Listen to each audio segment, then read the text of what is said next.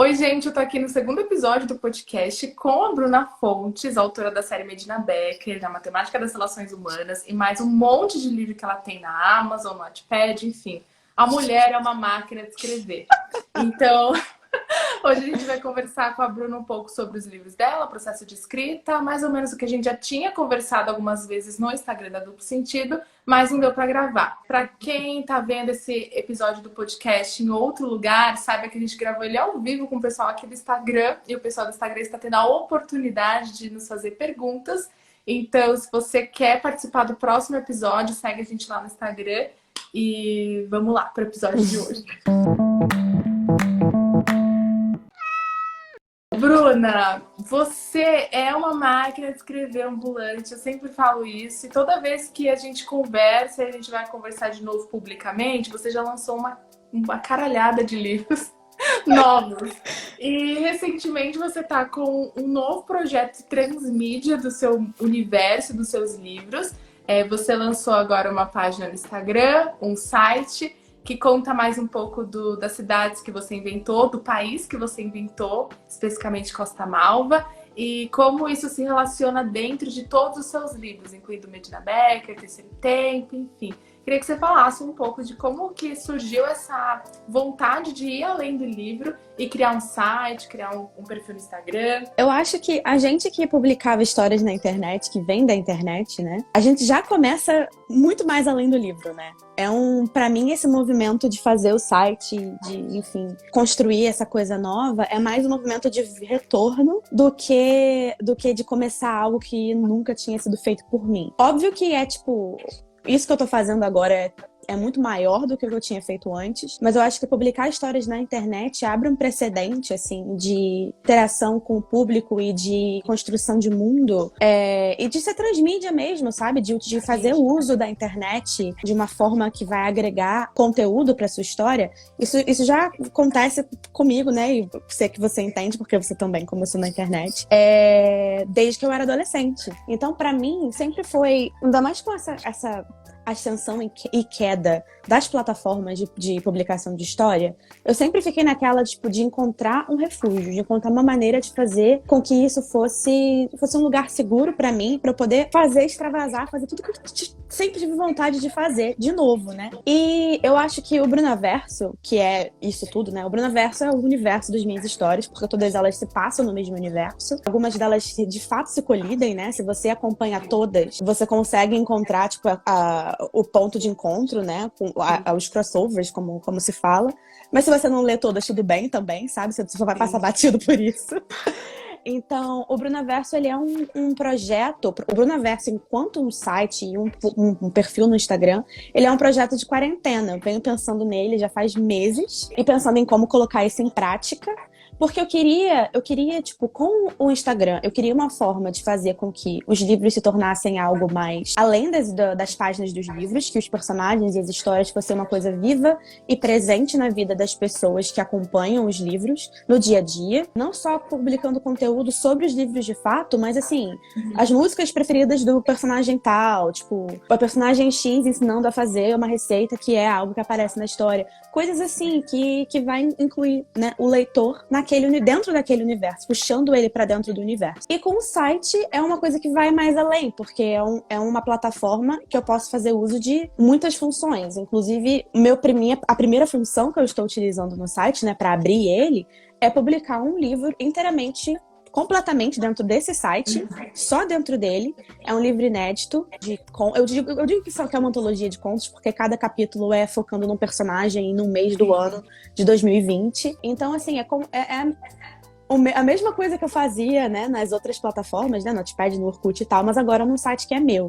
E, enfim, esse é o primeiro passo, porque ainda tem várias outras coisas ainda para se construir dentro desse projeto. Então eu tô indo, assim, de pouquinho em pouquinho, galgando e construindo algo para poder expandir para uma coisa ainda maior, né? Primeiro veio o Instagram e eu expandi para o site com esse livro gratuito. E daqui a pouco vou expandir para outras coisas também. Sim, então, sim. Quem ainda não teve o prazer de ver, vai lá ver o site brunaverso.com. Sim. Tá lindo, tá muito lindo. E é muito legal, assim, para quem lê, Quem é leitor vai entender. Você termina um livro que você gosta muito, vai passando um tempo, você sente saudade das personagens. Sim. É um negócio assim que você sente, tipo, e você relê às vezes a história, mas não tem mais nada, nenhum tipo de informação além. E com um universo próprio, um site próprio, um perfil próprio, que você pode ainda conviver com esses personagens, né? Como você falou, de vendo a música, vendo a receita. Então eu achei a ideia maravilhosa. Sim. Você também lançou mais alguns livros na Amazon. Como é que foi a experiência de escrever esses livros para a Amazon? O que te motivou? Tem um box, né, de Terceiro Tempo que você tinha lançado no Notepad, estava publicando no Notepad há mais ou menos um ano. E você compilou tudo isso para fazer um livro fechadinho lá na Amazon. Como é que foi a experiência dessas duas últimas publicações? Foi muito doido. Eu acho que, assim, Terceiro Tempo foi o meu grande projeto, assim, de 2020. E foi muito bom. Casou completamente com o fato de a gente não poder fazer nada, né? E de tava aqui nos Estados Unidos fazendo um intercâmbio e de repente não podia sair de casa. Então eu voltei muito pros livros. Eu me encontrei nos livros, nos meus projetos de escrita e de revisão e tal, uma maneira de me manter ativa, de me manter funcionando, né? Funcional e tal. E Terceiro Tempo é um projeto que eu amo muito, me dá muita felicidade. Eu volto pro livro pra escrever o livro, escrever alguma coisa nova, ou pra, reescrever uma cena e tal. E eu me sinto muito feliz. É o serotonina, assim, garantida, sabe? Então, eu acho que eu precisava muito, casou muito, eu precisava muito dessa dose de alegria, de felicidade que a história me traz. Então, assim, foi bem trabalhoso, né? Eu passei um tempão trabalhando nisso e pensando em como é que eu ia fazer, se eu ia lançar os livros todos juntos ou se eu ia lançar eles separados. Acabei decidindo lançar junto. Você sabe disso porque você me aconselhou em várias coisas. Para as pessoas saberem também. Sim. Então, assim, foi bem... Eu tava bem, assim, querendo pagar pra ver, porque eu nunca tinha publicado nada na Amazon, né? E eu publiquei dois livros que são completamente diferentes. Um é o Eu Queria Que Você Soubesse, que é bem pequenininho, bem introspectivo, uma coisa bem, assim... né, que você lê e você fica assim. E Terceiro Tempo, que é um livro gigantesco, é uma experiência que você... É outro tipo de leitura, né? E eu lancei os dois praticamente ao mesmo tempo. E tem sido interessante, assim. É completamente diferente, né, das outras coisas que eu já tinha tentado. Mas é o que eu falo, eu gosto de tentar tudo.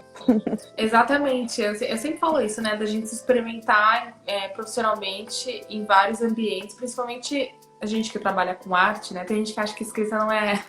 Que escritor não é artista. Gente, como Escritores assim? é artista, gente. Vamos não tira meu título de artista, não, que é a única coisa que eu sei da minha vida, entendeu? Eu sou artista. Exato, escritor é artista, ponto. Estamos com isso batido agora. As pessoas meio que, às vezes, se prendem a um tipo de publicação só. E hoje em dia, com a evolução da internet, a tecnologia, né, gente... Temos vários tipos de publicação. Eu acho sempre muito interessante ficar se experimentando, né, nesses novos ambientes. Você também teve o lançamento de uma história que só saiu em audiobook, né? Que você escreveu um livro para virar audiobook. Teve alguma coisa diferente nesse processo de outros processos de escrever um livro, né? Primeiro que foi um livro sob encomenda, né? Que você teve que escrever com um fim específico, né? Não, isso aqui vai virar um audiolivro. Qual que foi a diferença? Você não sentiu tanta diferença assim? Eu acho que a maior diferença não foi nem porque é um audiolivro, porque como foi um livro sob encomenda, ele tinha um número de palavras pré-determinado. E eu entrei em pânico com isso, né? Porque eu só vou escrevendo, abro a torneira e vai, sabe? A Bruna Afonso sabe escrever pouco. Não sei, gente. Se quer me fazer surtar. 90 mil palavras pra cima, sempre. É bem isso. E você imagina, eu tinha que escrever 60, 50. Então, assim, não, nem é pouco, mas é porque, assim, eu fiquei... Foi uma nova experiência pra mim, né? E acabou que deu certo. Eu consegui, me organizar de forma que saísse. Porque eu precisei fazer essa organização de uma maneira muito mais eficiente pra poder ter certeza de que eu ia conseguir contar a história com início, meio e fim, fazendo sentido e tal. Aquele número de palavras, né? Sim. E aí eu acho que, na verdade, o negócio não é nem a quantidade de palavras, mas, assim, existir esse limite. Então eu falei, bom, preciso me organizar aqui. Acho que na questão de ser um audiobook, não teve diferença na hora de eu escrever, de fato, até porque eu sou uma pessoa muito... acho que uma amiga minha me falou isso uma vez, eu não lembro a palavra que ela usou, mas é que eu sou uma pessoa lírica na hora de escrever, tipo, tenho a minha narrativa, eu sempre escrevo de uma forma como se aquilo fosse ser falado, porque é assim que eu funciono, é assim que, tipo, que eu vejo e falo, não, isso aqui tá legal, quando eu falo pra mim mesma, sabe? Então eu não tive não foi tão diferente pra mim de escrever algo que eu sabia que ia ser falado, né? Mas foi diferente a expectativa depois, assim, de entregar o livro, de, bom, e agora, como é que vai ser, né? Porque vai ser uma coisa completamente diferente você poder ler aquela história e você ouvir isso, né? E as pessoas só vão ter acesso à versão que é ouvida. Então foi uma questão assim de caramba, como é que vai ficar isso, né? De expectativa de saber quão diferente seria a experiência de uma coisa da outra. Então, assim, foi mais isso mesmo que eu senti. E foi mesmo, de fato, diferente. Foi tipo, meu Deus, como assim? De repente você tá escrevendo e ouvindo a sua própria voz na sua cabeça, dos seus personagens, e aí de repente é uma outra pessoa que tá narrando, você tá ouvindo alguém falar aquilo que você leu. É uma experiência muito louca. Inclusive, gente, pra quem ainda não sabe, a maioria dos livros da Duplo Sentido estão lá na Storytel, e em breve a série Medina Becker, que são os livros da Bruna Fontes publicados aqui na casa, estarão lá no site também. Mas a Matemática das Relações Humanas, que é uma antologia que a Bruna participa, já tá lá também para você escutar. Então aproveitem essa experiência de ler o livro e depois ouvir. Eu acho muito, muito louco, assim. Às vezes é bem diferente, mas às vezes casa muito. Tava falando com a Aimee sobre Invisível. A gente recebeu a amostra do áudio dela. Eu falei, gente, a mulher tá lendo exatamente como a minha voz na minha cabeça. E ela, nossa, a minha voz na cabeça também lia desse jeito. Quando capta, assim, é muito legal. É uma experiência muito boa. Sim, e você nunca sabe, né, como é que vai ser, assim. Você precisa, de fato, começar... Não, peraí, deixa eu ver como é que tá sendo narrado esse livro aqui. E, às vezes, pode ser mesmo, exatamente igual como você pensava, né? O que é muito doido. Sim. Tem uma pergunta aqui da @Reina Leifel. Ela perguntou como você planeja os seus livros, qual o primeiro passo que você dá. E eu completo, como é que surgem essas ideias? Porque o planejamento, beleza, mas como surge a ideia? Você tá lá tomando banho e de repente, pá, meu Deus, isso aqui, é essa personagem aqui falando na minha cabeça. Você sabe que tomar banho é uma grande fonte de inspiração pra mim, né? De verdade, literalmente uma fonte, né? Cara, que é em cima. Bruna Fontes. Gente, não, mas sério, tomar banho é um negócio assim que... Tomar banho e andar de trem. São duas coisas que... E especificamente de trem, tá? Não é tipo qualquer transporte público, não. Trem e tomar banho são duas coisas, assim, que me dão inspiração. Porque é um momento que eu paro. Minha cabeça, tipo, para de pensar. E aí o negócio vem de uma maneira mais orgânica, digamos assim. Sem eu estar procurando. E aí eu tenho, tipo, várias epifanias. Mas eu acho que a inspiração em si, ela vem de qualquer lugar, assim. São pequenas coisas que eu vou juntando, tipo, pequenas ideias que eu tenho. Sei lá, sair pra almoçar hoje com uma amiga e aí, tipo, a gente tava falando sobre uma coisa e aí me veio uma ideia. Nossa, imagina se eu escrevesse isso no livro. Legal, aí armazeno aquilo. Daqui a um tempo eu vou ter mais uma outra pequena ideia que, por acaso, vai casar com essa ideia anterior que eu tive. E é assim que eu vou construindo, de fato, uma ideia mais completa. E aí que entra o banho, porque é no banho que tudo isso se junta. E aí eu tenho a epifania, tipo, meu Deus, é isso. Pronto, descobri qual que é o caminho a ser seguido. E eu não sou uma pessoa, assim, de organizar histórias. Não é assim que eu funciono de uma maneira, assim, eu não preciso, no caso. Porque eu falei que lá pro livro do audiobook, eu precisei me organizar porque eu tinha essa questão do número de palavras. Para escrever superlativo, eu precisei me organizar bastante também, porque a gente ia contar várias histórias. Então eu queria ter certeza de que todo mundo ia ter ia estar dividido de uma forma que fosse coerente e que fosse, assim, justa para todo mundo. Então eu precisei fazer um planejamento, assim. Começa para mim, pensando como é que eu planejo, né? Quando eu planejo. Eu tenho a ideia. E aí os personagens são, tipo, a espinha dorsal de toda a história que eu escrevo. Isso tudo sobre eles. Sempre sobre eles. E aí eu penso em quem são essas pessoas, quais são, tipo, os amigos deles, as pessoas próximas a eles, como que são as relações da vida deles, e o que isso implica no plot. E aí eu tento fazer um esqueleto, assim, tipo, mais ou menos, pelo menos do início, dos 3 primeiros capítulos, assim, como é que vai ser mais ou menos. Não significa necessariamente que vai ser assim. Às vezes eu chego no 2º capítulo e penso, bom, não é mais isso que eu quero que aconteça no 3º. Então vamos dar uma modificada aqui, Mas isso vai já, tipo, me abrindo os caminhos da minha cabeça pra entender como é que vai ser a partir dali pra frente. Então é mais ou menos isso. Tipo, mesmo quando eu me organizo, eu sempre deixo aberta para a possibilidade de que aquilo não tá engessado. Muito pelo contrário. Às vezes o personagem dá a louca e, tipo, não é essa história que eu quero contar. É uma outra coisa e você não tinha percebido. Acorda. E aí eu percebo e penso, tudo bem, querido senhor. Farei o que você deseja. Personagens mandam, a gente fala, ninguém acredita, né? Mas é super verdade, parece que é uma voz na tua cabeça. Que eles ficam falando e você não consegue silenciá-los até terminar tudo, né? Aquele meme, das suas vozes da minha cabeça, são os personagens. Então você não pega, tipo, sei lá, uma jornada do herói, fica encaixando e só depois começa a escrever. Não, você pega o personagem e vamos sentar e escrever agora. E Sim, é sobre total. isso. É sobre isso? Não tem condição, gente. Mas acho que é porque isso se encaixa com o meu estilo, né? Porque, assim, eu sou uma pessoa muito mais character-driven. Tipo, eu sou muito mais tipo, meu foco é sempre o personagem. Tem pessoas que não, que, tipo, o plot é o grande personagem principal, assim, da história. Então, eu acho que depende muito também de qual que é a história que você vai contar e de qual é o seu estilo narrativo, né? E pra mim é sempre os personagens. Eu vou ter que deixar livre pra poder o negócio fluir. Porque senão eles não vão conseguir crescer. Vamos falar um pouco sobre a primeira publicação, que foi tanto na internet quanto a publicação física, que é o La La Land, ou Sonho Americano para os nossos leitores. Que foi, eu não, se eu não estou enganada, foi praticamente a sua primeira publicação na internet, lá na época do Orkut. E sobre como essa publicação influencia no teu trabalho até hoje, né? Que você falou que criou o universo, porque lembro da internet que, na época do Orkut especificamente, o Wattpad não se compara, gente. A época do Orkut no céu. Você podia criar várias coisas lindas, era um Tumblr dentro de uma rede social que você gosta muito. Aí o HTML era maravilhoso. Nossa, muito bom! E você começou a escrever lá, publicar lá, e teve um boom, como sempre. A Bruna tem um cheiro do sucesso para atrair leitor desde o começo, que eu conheço ela já desde que eu tenho 15 anos. Ela publica, aparece leitor, pipoca leitor. Nessa época, você já pensava que você queria seguir essa carreira? Você sempre teve essa vontade de, não, certeza, né? Não vou escrever? Ou você começou assim, não, eu preciso tirar essas vozes da minha cabeça e escrever e só fez por isso? Não, naquela época eu não pensava em seguir carreira, até porque a gente era muito nova e eu nunca fui uma pessoa muito ambiciosa, assim.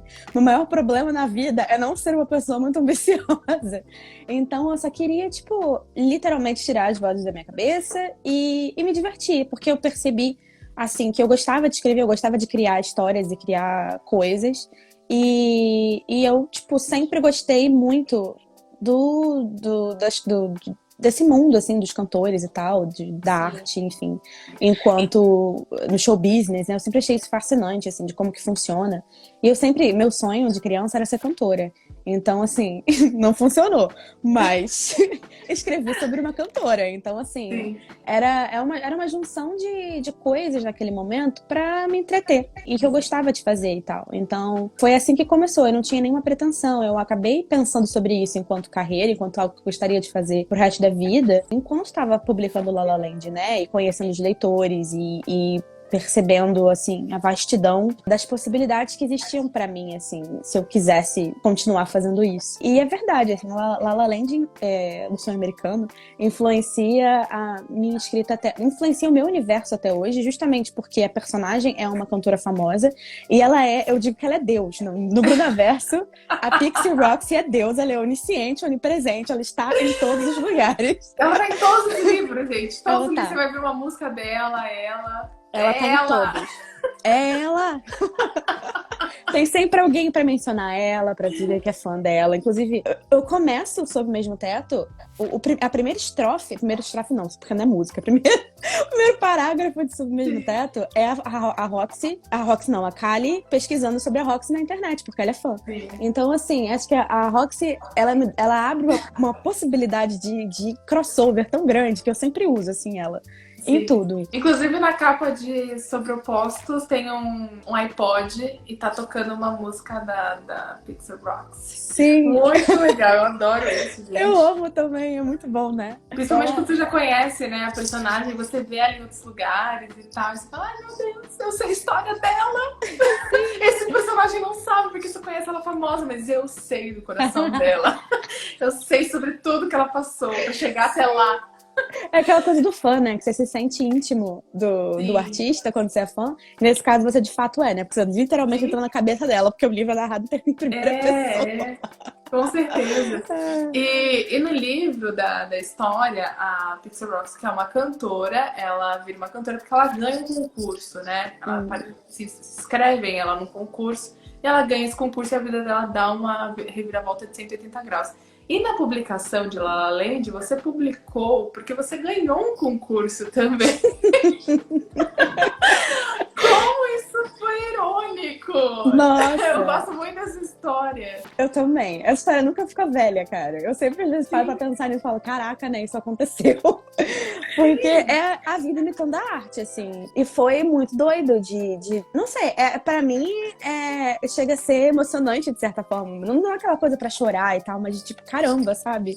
Eu tenho mais essa ligação com a minha personagem, assim. A gente se conecta de várias maneiras, inclusive dessa, né? Tipo, o meu sonho era publicar um livro e eu consegui por um concurso, e o sonho dela era, tipo, ser reconhecida pela arte dela, e ela, tipo, conseguiu alcançar isso através do concurso. Então, assim, é muito, muito doido de pensar que a gente tem isso em comum. Eu e a cantora famosa Priscila. Sim! Gente, um parênteses engraçado é que quando, né, como eu já falei em alguma parte desse podcast, que a gente já se conhece há um tempo, a gente é amiga. E quando ela ganhou o concurso, eu lembro... Ai, a gente é muito velha, eu não tinha nem smartphone. Não tinha smartphone, não tinha Instagram. E aí... Ai, que vergonha. E aí ela ganha... E a gente nem é tão velha, a gente não é velha, não. Mas parece que é, porque, enfim, evolução tecnológica. Mas eu não tinha smartphone, eu tentei, acho que mandar uma SMS pra ela, mas eu tava sem crédito. Foi muito velho. Meu Deus! E aí eu tava no carro e eu liguei, amiga, liguei pro Rio de Janeiro, coisa cara. Hoje em dia você nem precisa pagar mais pra ligar. Amiga, você viu que você ganhou o concurso e tal? Ai, não vi ainda! Tipo... Ah, a história é muito legal. Ai, sim. Foi um momento muito feliz, assim, né? E a gente era tão nova e crua, né? Nesse mundo, né? Nas coisas que viriam acontecer depois. Então você para pra pensar em quem a gente era naquela época, as coisas que aconteceram naquela época. Ai, dá uma nostalgia muito grande. Muito, eu tô na fase da nostalgia. Falaram que é normal entre os milênios, que a gente entra numa... Quem nasceu em 93, 94... E minha filha, nostálgica. Eu nasci nessa fase, nunca saí dela. Estamos aqui nostálgica, a própria Dua Lipa. Mas eu acho que a nostalgia, pra mim, ela é uma coisa que eu cultivo, porque eu uso a nostalgia enquanto inspiração, enquanto, tipo, combustível para escrever as histórias. Então, assim, eu preciso ser nostálgica, assim, faz parte do meu processo criativo, sabe? De ficar fantasiando, não fantasiando de uma forma negativa, mas, tipo, de ficar tendo esse olhar mais lúdico sobre as coisas, né, do mundo real. Com a La Land, assim, nos seus primeiros livros, você tinha aquela história com a protagonista, os personagens secundários, e tá tudo show. E depois, o teu estilo de escrita foi aumentando para vários protagonistas em um mesmo livro. E como é que foi esse salto? Você consegue fazer... Tipo, uma coisa que eu não gosto enquanto leitora, né? Às vezes você tá lendo um livro e você não lembra mais o nome daquela pessoa, você não consegue lembrar o que ela fez. Mas quando você tá lendo um livro escrito por você, pela Bruna Fontes, você consegue distinguir muito bem, às vezes até pelo diálogo, quem é que tá falando. Não precisa nem dizer quem é que tá falando, você consegue entender, você fica com o nome muito claro na tua cabeça, com a imagem física deles muito clara na tua cabeça. Como é que foi esse salto de ter uma protagonista pra ter aqui umas 20? Olha, foi um salto gradativo, digamos assim. Porque quando eu escrevi, foi culpa de Sob o Mesmo Teto, eu acho. Porque Sob o Mesmo Teto ainda é um livro centrado numa pessoa só, né? Quer dizer, duas pessoas, se você conta o João Augusto. Mas ele é muito centrado na Calliope, né? Tipo, é um livro em primeira pessoa ainda e tal.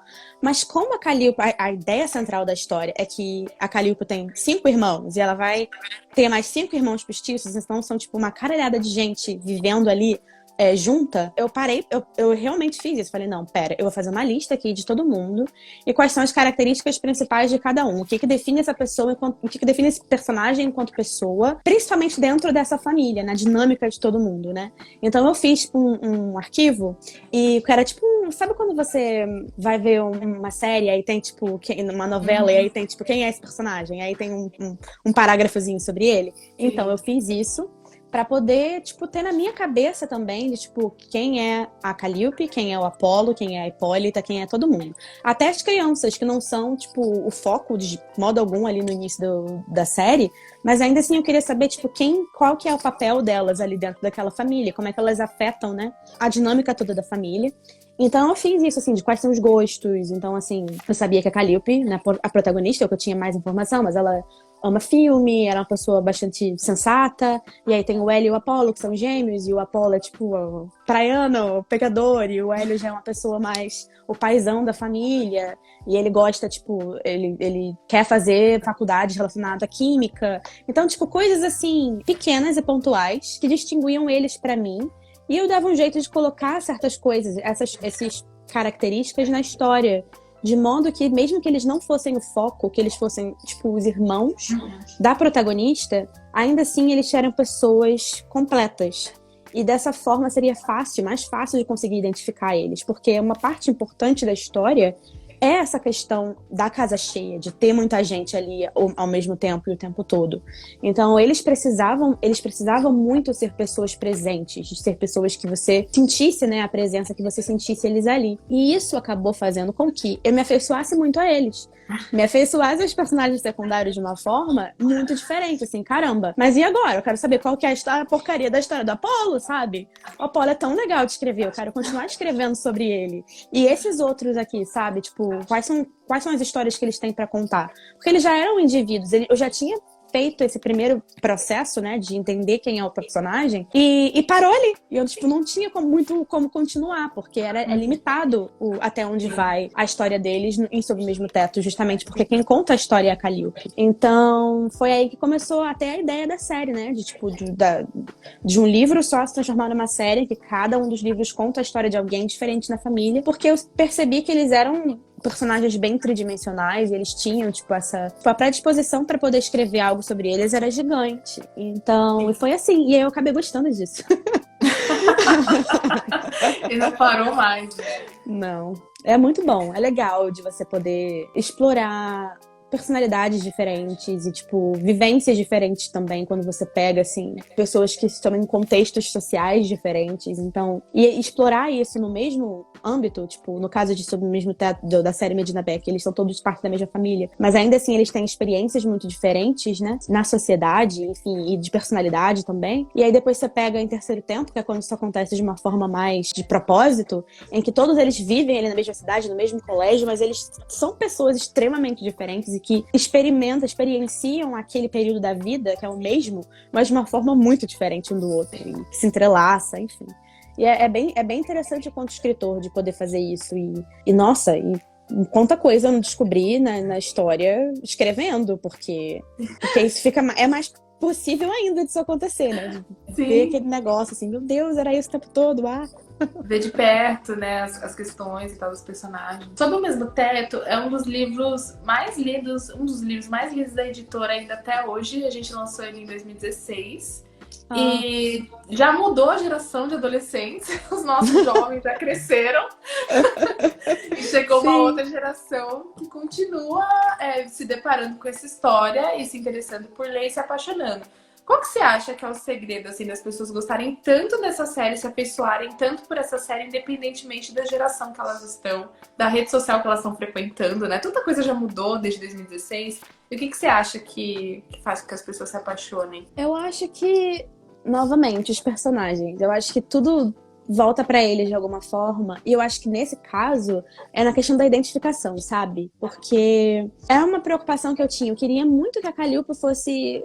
A Calliope e os irmãos dela também, que eles fossem pessoas que você lê e você reconhece. Você, tipo, essa pessoa aqui me lembra muito meu irmão. Tipo, eles têm uma dinâmica que é muito parecida com a que eu tenho com meu primo, sabe? Essa personagem fala coisas que eu falo, que a minha melhor amiga fala. Então eu acho que a questão da identificação do Brasil, né, tipo, e eu tenho uma preocupação até com o dialeto também na série, porque eles são uma parte da família do Rio, outra parte da família é do Paraná, então tem certas maneiras de se expressar que são diferentes, porque o Brasil é um país muito plural. Então eu acho que isso também, de você ver isso ser feito, disso ser mostrado na narrativa do livro, traz uma identificação também, né, com o leitor. Então eu acho que o grande segredo, assim, tipo, da série é isso, é de você ler e você, mesmo que seja uma história doida de uma mãe de 6 filhos, tá casando com um cara de 5, se mudando no interior do Paraná.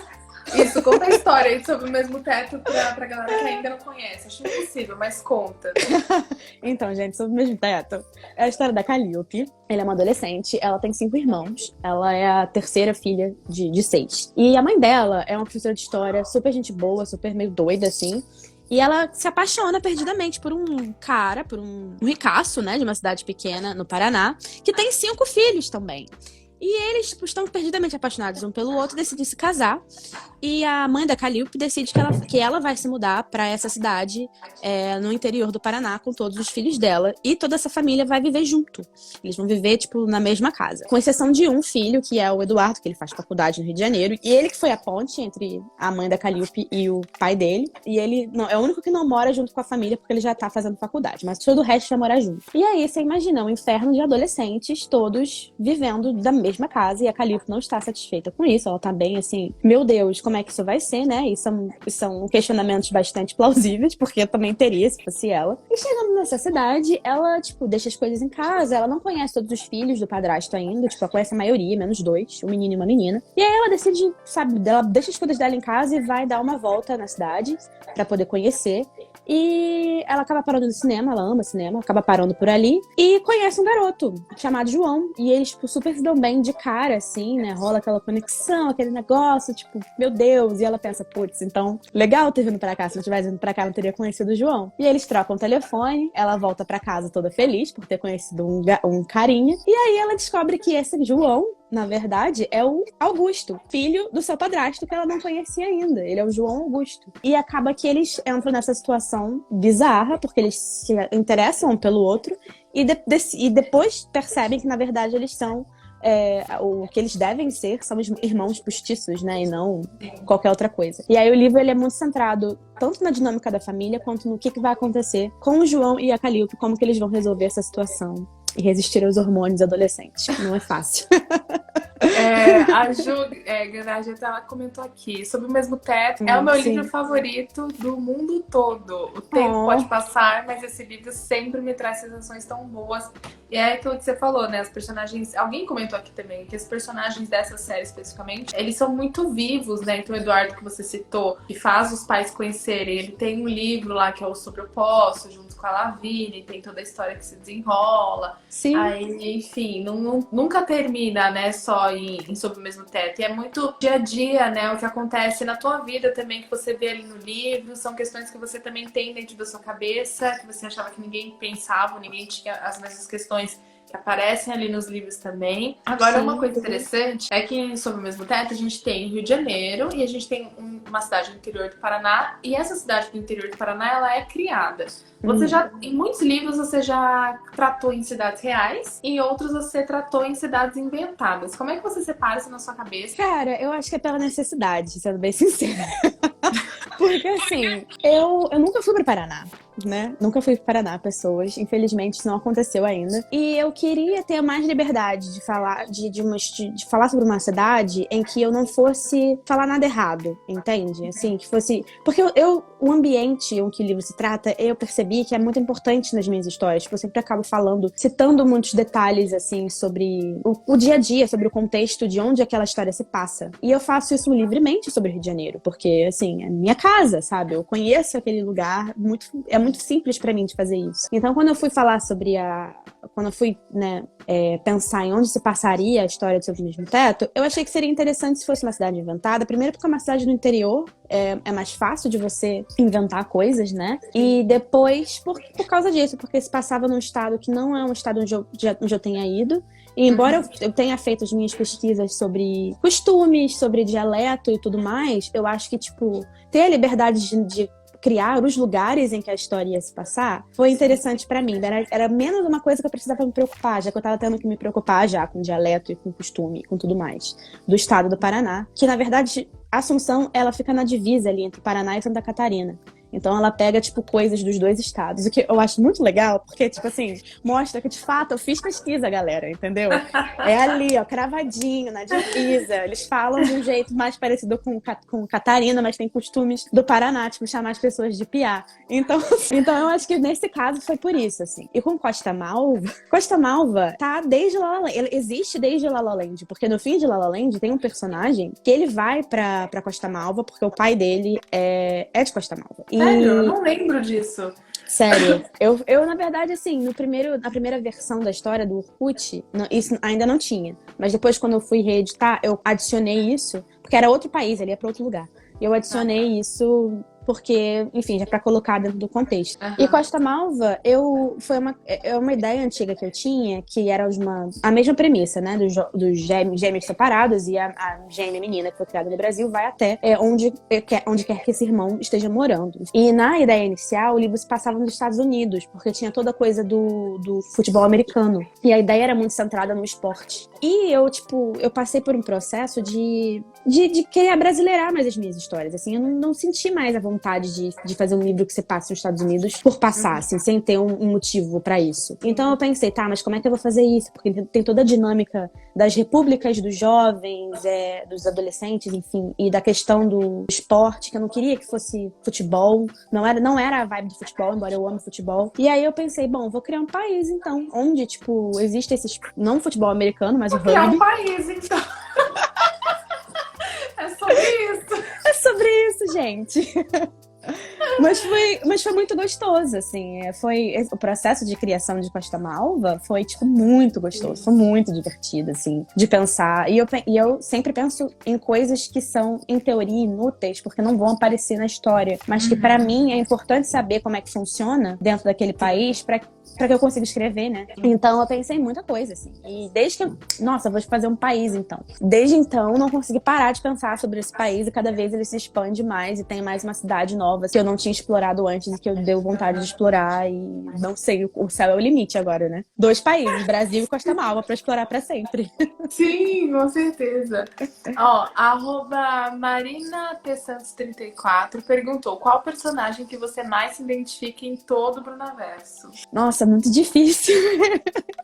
É muito difícil. Eu não sei. Tem um personagem de Platônico que eu me identifico muito. Toda vez que me perguntam quem me identifico mais, eu sempre penso nela, que é a Vitória. Eu não sei exatamente por que eu me identifico com ela, na verdade, mas ela, sempre que eu penso nela, tipo, eu acho que eu joguei muito da minha energia nela, então sempre que eu penso assim, qual personagem eu me identifico, eu acho que vem ela, assim, na minha cabeça. Mas eu não sei. Eu acho que eu vou dizer a Vitória mesmo, embora tenha sempre alguém que eu me identifico bastante em cada livro, né? Assim, que meio que me carrega, assim, dentro da história. E qual o personagem que você mais passa pano? Se ele errar, você não, tô aqui com o pano pronto pra passar. Passo pano pro Matheus. Pimenta de terceiro tempo. Passa pano, continuarei passando. Eu ia perguntar qual que é o favorito, mas aí o favorito é aquele personagem que você passaria um pano, assim, também. Tipo, ele é assim mesmo, é o jeitinho dele. Vocês têm que entender a dinâmica. Em terceiro tempo eu vi que você incluiu, principalmente lá no Notepad, uns easter eggs, assim, de novela mexicana, que é o marco da nossa geração, assim, a gente viveu. Eu me sinto criada no México. Criada no México, tinha que total. dar uma dupla cidadania pra quem nasceu 92, 93, 94, que a gente viveu dentro do SBT ali, vendo novela mexicana. Gente, Televisa tava mais... Eu era mais consumidora de Televisa do que de qualquer outra coisa. Pelo amor de Deus. Inclusive, eu acho absurdo o streaming da televisão ter chegado no Brasil e a Netflix ter rompido o contrato, porque aí a gente fica como? Mas parece que o Globoplay vai fechar. E a gente finalmente vai ter acesso às inúmeras Marias de Thalia. Ai, amo! Mas você pegou esse detalhe muito importante da nossa geração e colocou lá na sua história, no meio da publicação lá dentro do Notepad. E como é que foi? Como é que é isso de você sempre trazer uma parte da sua adolescência para o livro que você está escrevendo para uma nova adolescência? Você sente que você tem que explicar muito, que é bem recebido, que a galera vai pesquisar, ou que, enfim, às vezes dá um BO? Cara, é um pânico, assim, quando eu tava pensando nisso, sobre Terceiro Tempo, porque pra mim, Terceiro Tempo é uma série de TV. Começa aí. Eu acho que, assim, como é uma história muito absurda também, eu acho que eu gosto de escrever histórias absurdas sobre pessoas reais, né? Porque sempre começa os negócios muito assim, cara, como assim? Então, essa coisa dos gêmeos se separarem, o que mais novela mexicana é do que gêmeos separados? Não existe nada mais novela mexicana do que isso. Eu não poderia perder essa oportunidade. Total, gente. Belinda tá aí pra contar pra gente essa história anos atrás, ó. Belinda fez antes de mim. Então, eu não sei, eu acho que eu foi uma coisa muito direta na minha cabeça. Bom, isso é uma novela mexicana e eu vou lidar com essa história como se fosse uma novela mexicana, pra que toda essa dramaticidade, né, da situação faça sentido ali em seu universo.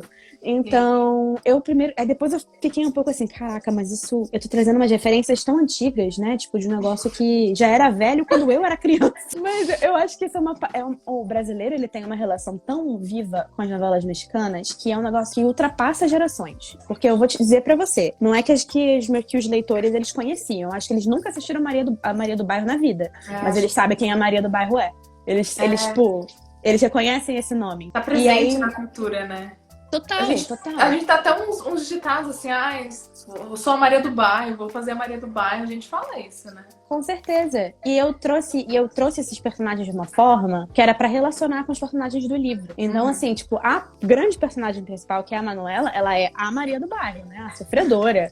E, enfim, ela é a Maria do Bairro Cover, que é o que a gente... o user do Twitter dela é esse. Maria do Bairro Cover. Então eu acho que isso foi mais fácil também de eles, tipo, se relacionarem com os personagens da novela mexicana e também com os personagens da história, por acontecer essa fusão, né? De uma coisa ser a outra. E trouxe essa característica de ser uma série, né? De ser, tipo, de ter vários personagens ali coexistindo ao mesmo tempo e cada um tem uma função diferente ali dentro da história. Mas até perguntaram aqui como é que foi apresentar a Paula Abrat para os adolescentes. Mas eu acho que Paula Abrat todo mundo conhece, porque já reprisou 5 vezes e não é exagero. Agora tem umas novelas que certeza a gente vai falar que ninguém vai saber. Amor a Mil por Hora. Nossa! Amigas e Rivais. Nossa, Galera ouviu. Gente, a nostalgia novamente aqui Nossa, neste eu tô até vídeo. arrepiada. Eu era fissurada por Amigas e Rivais, meu Deus do céu. Nossa, eu também. Tinha uns temas tão importantes, assim. A Né? novela mexicana é muito dramática, mas é legal por conta disso, porque tem uns temas muito... Falava sobre doenças sexualmente transmitíveis, como que as pessoas conviviam com isso, alcoolismo, uso de drogas. E aí é muito interessante você ver como que aquelas personagens vão lidando com esse problema com os pais. Inclusive, um parênteses, não tem nada a ver com o que a gente tá falando, mas Rebelde fez parte da nossa adolescência, isso é fato, e sempre vai fazer parte da minha vida, na verdade. E tem a minha geração, a nossa geração, tá virando mãe, né? E aí tem muitas mães reassistindo a novela e, tipo, se vendo nos dramas dos pais. Que pra mim, sinceramente, na época passava batido. Que tem o núcleo dos pais. E eles têm muitos problemas. Só que no meu coração sempre focava no problema dos 6 principais ali.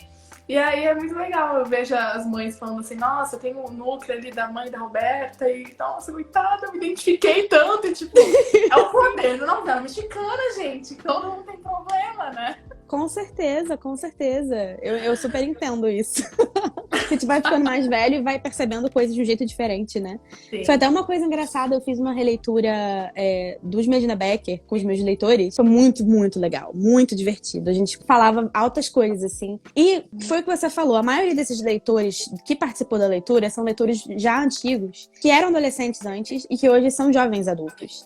Então, foi muito legal de ver a percepção de eles falando mesmo, tipo, da percepção deles sobre certas coisas, era uma antes e que mudou totalmente nessa releitura, assim. Eles percebiam coisas de uma maneira diferente por causa disso. Eu fiquei, ai, eu vi vocês crescer, como assim? Trabalhar com adolescente é um negócio que tem muita saúde mental, porque você piscou, o jovem já tá namorando, casando, tendo filhos. Então, como eu te peguei no colo.